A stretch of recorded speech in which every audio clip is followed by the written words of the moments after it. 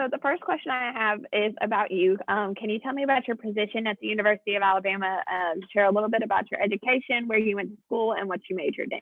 I can. And I think we have someone else coming in. Marin, is she at your school or from somewhere else? Do you know? No, ma'am. I don't believe she goes to school with me. Okay. I don't know if she can hear me or not. She's connecting. Let me see if she gets connected with us. Marin, can you hear me? And Grace? We have a few other people coming in. Well, I'm going to go ahead and introduce myself because that will take care of your first question, Madison. Okay. And then we'll go from there. And Marin and Grace, if you are here, I just went ahead and put Tommy the toucan up, and you can get your selfie with it if you want to. So you can be the running for the Spirit Award.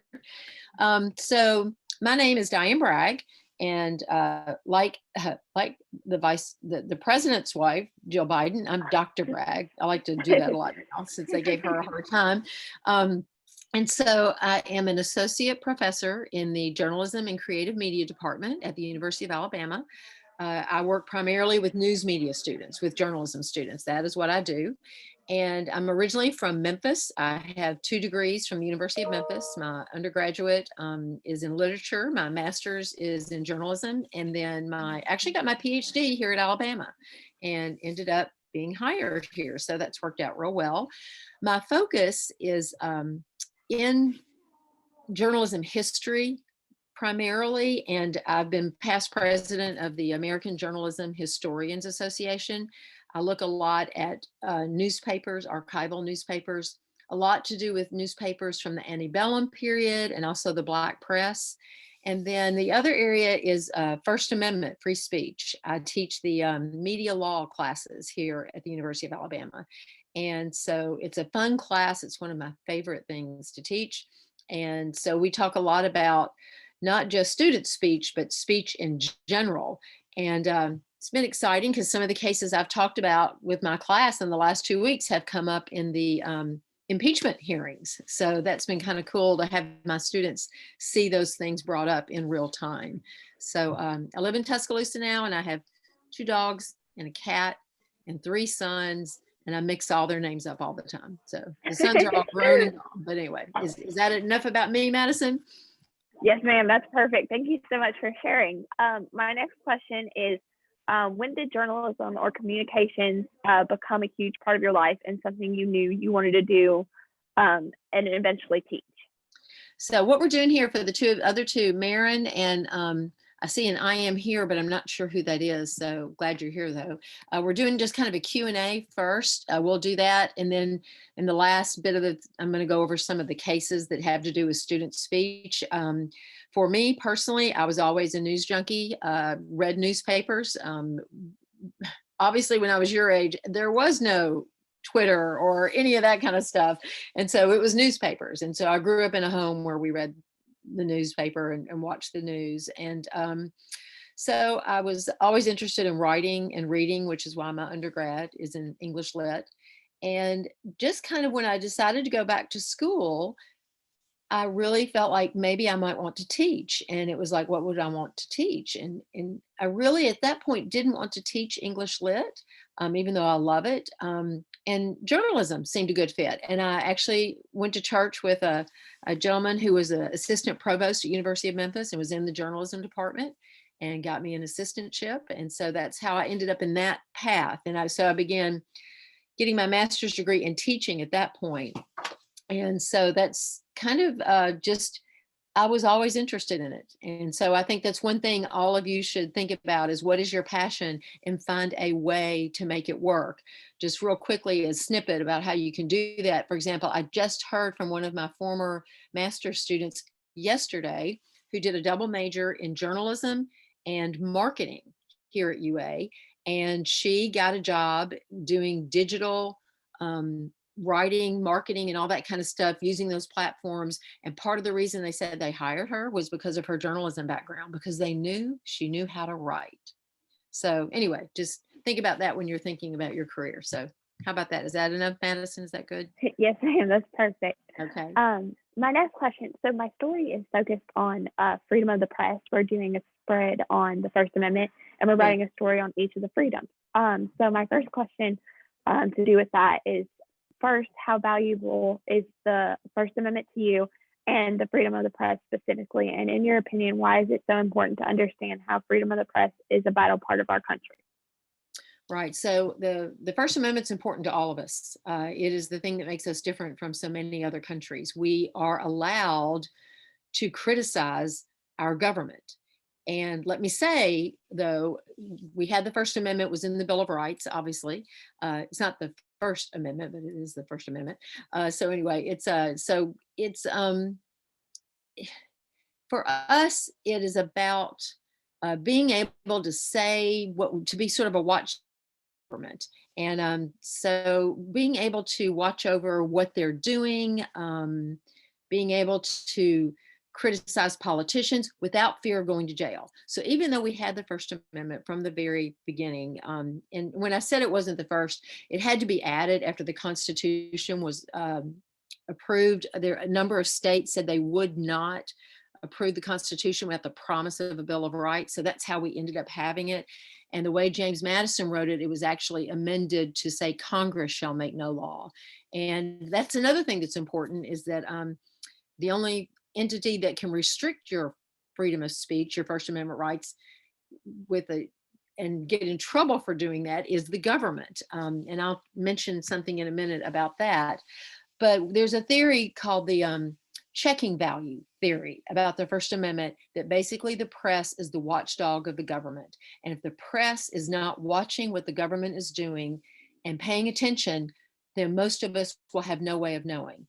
Now, I will tell you that we did, as a country, for almost 2 centuries, we did put people in jail for criticizing the government. We were, even though we had a First Amendment, we were no better than many other countries. And it would probably be the middle of the 20th century, after World War II, before we really began having freedom of speech. And that was tested and tried beginning in the Vietnam War. And so that's when protest really became protected. One of the things I mentioned a minute ago, do y'all watch The Mandalorian at all? Anybody watch that show? No, ma'am. No, neither do I. So anyway, but there's an actress that's in it. And so there was a big social media thing this week that she has been dropped from the show and dropped from her agency because she spoke out on Instagram and tweeted some things that people found offensive. And so she got fired from her job, basically. And you'll hear when those things happen, people say, her First Amendment rights have been violated. No, they haven't. The government didn't do anything about what she said. She didn't get in trouble. The attorney general didn't call her up. Her business, her employer fired her. And people are often confused. Your employer can do that. You can be fired from a job because you represent that place of employment. And so the First Amendment doesn't protect you from consequences. And it doesn't protect you if you do something illegal. There are protections for free speech, but just as we're seeing right now, that doesn't mean you can bust into the U.S. Capitol and kill a police officer and vandalize that building. That you have no protection for that. So does that help a little bit with that? Yes, ma'am. That's great. The next question I had is, how do you believe the press has directly affected the American people during this past year, especially with the election and the inauguration? In what ways is freedom of the press important to our government and democracy? Well, it's important because we're able to see everything, and you're going to have different perspectives, some that maybe you agree with and some that maybe you don't, but it's good to have all of those perspectives out there and those different and now we have this, what you would almost call, people who aren't journalists, but they're filming things that are going on. So there's all this video that we have that we used to not have. So it really, the only way, Thomas Jefferson felt that you could not have a democracy without newspapers, without the press. Now, he then went on to complain about the press when he was president because they gave him a hard time. And you'll see in your lifetime that happens a lot. People love the press as long as they're getting good press, right? When they get some bad press, they don't like them quite so much. So anyway, but you can't really, none of us can go to every city council meeting at the local level, every state legislative meeting at the state level, every congressional hearing or meeting at the national level. We can't. We work, we go to school, we have lives. we don't have the press doing that for us, how are we going to know what's happening? How are we going to make substantial change? And so having that kind of coverage and that ability to watch over your government is a really important part of what democracy is. And I think democracy could not exist without it. Awesome. Thank you so much. I did have a few other questions, but I believe if you do go over your PowerPoint that, you talking about those cases will answer a lot of those. It probably The will. last one, I think Okay. And then you'll be able to see those slides, and they're recorded as well. So Yes, can everybody, y'all can see the slide, right, that I've got up here? yes, ma'am. Great, perfect. So some of you have probably heard about the Tinker case before, the Tinker standard. This is one of the first cases that went before the Supreme Court that had to do with student speech within high schools specifically. And it was during the Vietnam War, and John and Mary Beth Tinker and one of their friends decided that they were going to wear black peace armbands to school to protest the Vietnam War. And so their school got wind of it somehow. And so like the night before passed a restriction that you couldn't wear things like that. They did it anyway, and they were suspended, and they challenged that suspension. And the incident occurred like in 68. It took a couple of years to get to the court. And so when they got to the Supreme Court, 7-2, so not unanimous, but pretty overwhelming, the court ruled that those armbands were what we call symbolic speech. And that means actions or something that you do that sends such a clear message that the court says that's actually the same thing as saying it. I mean, that's speech right there, which is protected.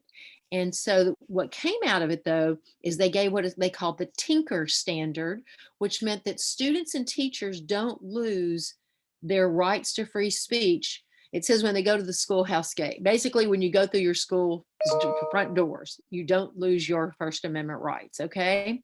So that's really a high point in these cases. And I will tell you that we have since gone down from there, okay? We do not have that Tinker standard right now. There's a lot more control on students and on what y'all do. So here are a few cases that kind of dealt with that. There was a young man in Matthew Frazier in Bethel School District versus Frazier, and he had been speaking at a school assembly nominating a friend for student council. And he was a junior or senior, but there were like 7th through 12th graders there. And he used some inappropriate language and inappropriate descriptions, and the school suspended him. And so he challenged that and said that he should be able to say what he wants. It's free speech. But the court in 1986, so about 20 years after Tinker, said, no, you don't have the freedom to just say whatever you want to say, especially in what they called a school-sponsored vehicle. That by vehicle, they mean an event or something happening that the school has organized. So if it is a school function, they do get to control what you can say and what you can do, especially if they think it's inappropriate in some way. And this ruling gave very wide protection for administrators to define what's inappropriate and what's disruptive.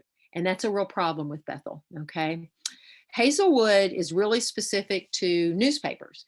And I don't know if y'all do a print copy of your paper or if it's just online. People do some of both or whatever. But Hazelwood was before the internet, so it was a printed paper. And the students had written, they did a special issue on teen problems, and it dealt with birth control, teen pregnancy, juvenile delinquency, divorce. And the principal was proofing the copy of it, and he removed the ones about birth control and teen pregnancy. He got rid of those. And that paper was printed without their articles. And these kids were angry. That's what we call a prior restraint, which is actually pretty much most of the time unconstitutional. It's where you stop a publication before it even happens. And so that's what the principal did.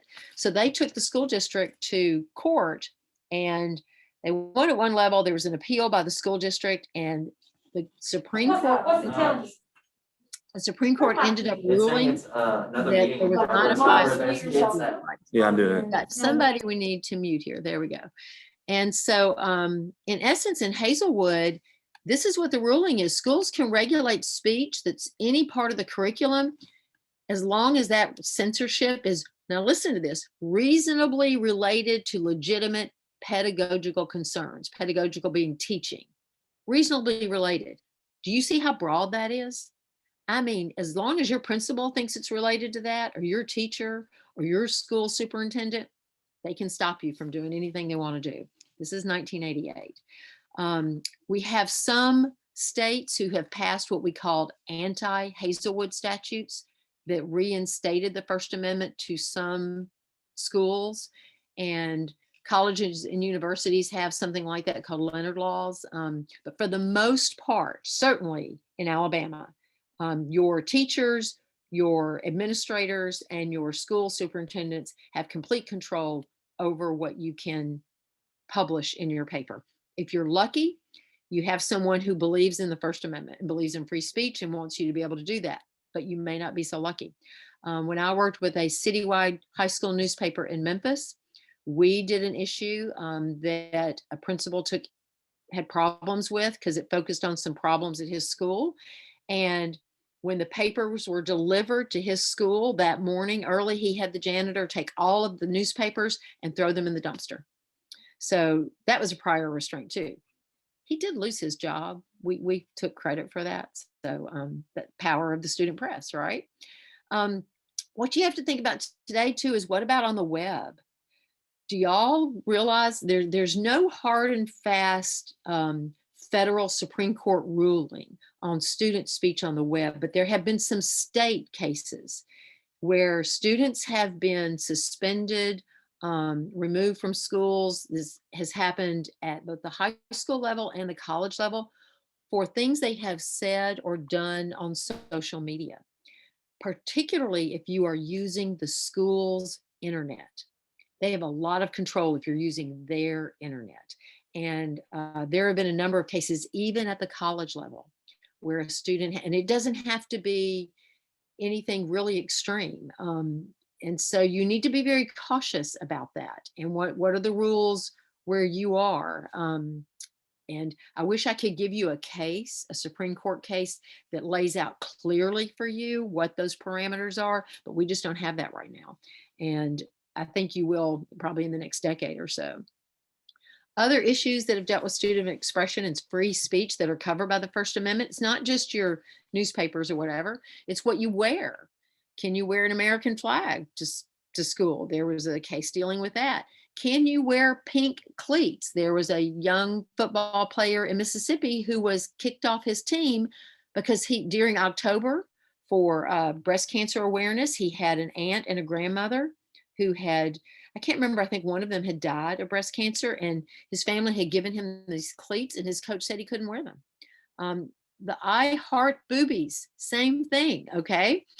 These bracelets, they were selling them to raise money for breast cancer in October, and literally a school system said that those bracelets would distract the male high school students. They would not be able to do their schoolwork because they would be thinking too much about boobies.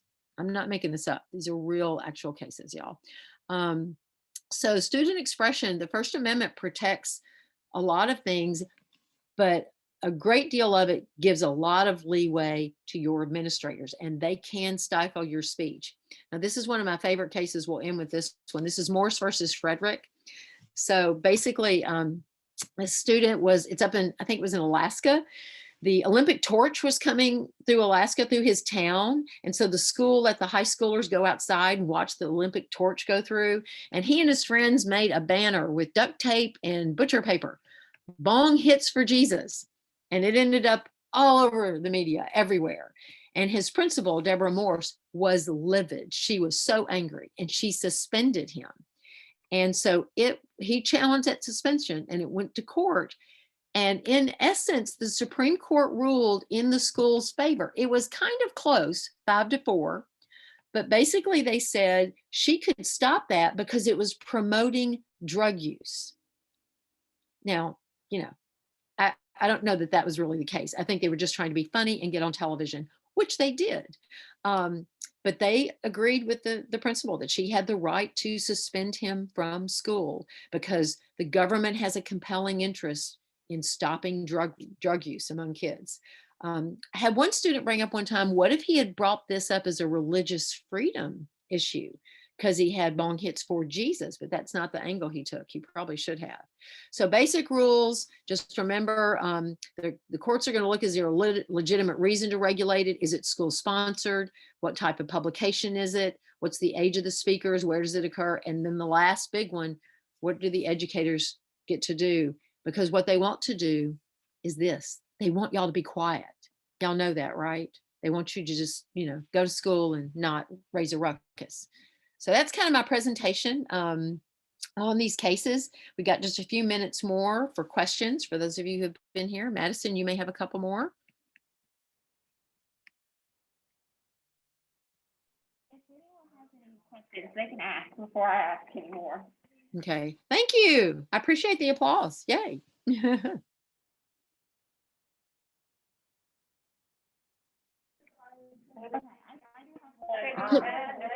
Madison, I couldn't hear you for a minute. I do have one specifically about your opinion. My question was, what change do you hope to see, especially under the Biden administration? Okay, repeat it for me again. I'm having trouble having your audio come through. Hi, guys. I'm so sorry. Can you hear me now? Kind of. Okay. Maybe it's my AirPod take this AirPod back. Okay. Can you hear me now? I can. Yes. Thank you. Okay. My question is about your opinion. I wanted to see, what change do you hope to see, especially under the Biden administration, with press freedom and the reaction from the public regarding press coverage? Okay. Yeah, sure. I think you're going to see a huge difference from what we've had for the past 4 years. Not the past 4 years, for the past, I don't know how many years. I can't think of a Republican or a Democratic administration who has been as anti-press as the Trump administration, except maybe the Nixon administration. Both for kind of the same reasons, I guess. What we have now is we've gone back to daily press conferences, which we had not been having. I think that you're going to see a little bit of a honeymoon, and that happens often when a new administration comes in, no matter their political view. There's not going to be a lot of hardball stuff, but that will change over time. And I want it to change. I'm not interested in a press that just lets an administration do whatever they want. And so I'm hoping that they will, hold the Biden administration's feet to the fire. They certainly tried to with the Trump administration. I think what you will not hear, that what you heard previously, were the antagonistic and almost threatening things directed at the press, which made it very dangerous for many of my colleagues who work in those areas. And Caitlin Collins, some of you may see her on C-SPAN. She's now head of the White House press stuff for CNN, is a graduate of our program from UA. And so you're not going to see, I'm not saying you're not going to see arguing or debate between the White House and the press, but you're not going to hear anyone saying that, basically they should be killed. So I think that's probably the biggest change, Madison, I would say. Thank you so much for answering all my questions. It was great getting to talk to you. Good to talk to you. And anybody else got a question? I see we've got a few others here. Where are you from? Jackson, what school are you from? Is that Brookwood? Brookwood. Yay. Hey, good. Y'all aren't far from us in Tuscaloosa. Good to have you here today. Yeah. Yay. Y'all got any questions or any comments? I cannot think of any right now. Okay. Well, thanks for coming.